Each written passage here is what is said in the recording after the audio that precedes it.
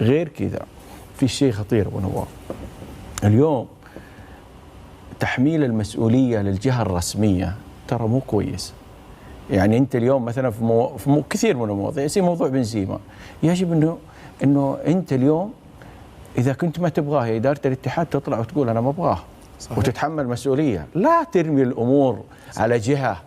انت يا النصر اذا ما تبغى فلان لا تطلع تقول انا ما ابغاه. انت دوران من مشاه؟ مشيته اداره النصر، صح ولا لا؟ بنزيما لو كانت اداره الاتحاد تبغاه كان قاتلت عليه وبقته، لا تحملها على المؤسسه الرياضيه. كم قيمه دوران؟ اليوم انت كريستيانو زعلان، انت مشيت دوران، انت مشيت دوران وراح دحين يلعب في نربخشه، تاليسكا من مشاه. فهذه تفصيلات اليوم انا هذه مبالغ، انا ترى دعمتك، انا جبت لك لعيبه على مستوى عالي، بس مش كل فتره تسجيل انا لازم ادفع لك، لا حبيبي لازم يكون في ضبط. انا اللي اتمناه انه اليوم توقف هذا الهدر المالي، يوقف ابو نواف، لانه اليوم الهدر المالي اللي قاعد يا رجل في انديه كل فتره تسجيل ابو لارا، تتذكر لما اتكلم كل فتره تسجيل لازم يتعاقد. اتحاد مشى بنزيما يقول لك ما عندي فلوس، صح؟ كم جاب اللعيبه ذول؟ كم اشتراهم؟ وكانتي مشي كم اشتراهم؟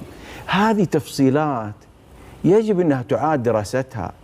كم مواليد عندك؟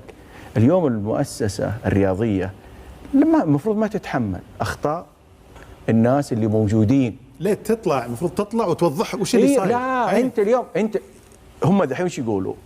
برنامج الاستقطاب ما يبغى يجدد لبنزيما او ما يبغى يجدد لفلان، لا صدقني برنامج الاستقطاب عنده آلية، عنده آلية وانا ما اعرفه، واقسم بالله ما اعرف مين مسؤول عنه، بس برنامج استقطاب تعويم الامور في داخله هو اللي وصل المرحله هذه انه كل واحد يرمي التهمه عليه.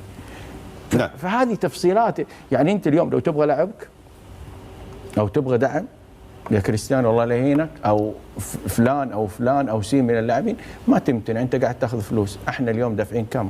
كريستيانو كلنا، انا بالنسبه لي ممكن تمنيت ان كريستيانو يحقق بطولات لانه كريستيانو قدم شيء كبير، بس برضه ترى اندفع له كثير. نعم. هذا شيء طبيعي ترى ابو نواف، بس انه اليوم ما يتمرن او يقاطع او توصل رسائل انه مثلا مدرب يمتنع عن المؤتمر الصحفي، كلها رسائل لا. او انه اذا مصاب يجب انه اداره نادي النصر توضح انه اللاعب مصاب.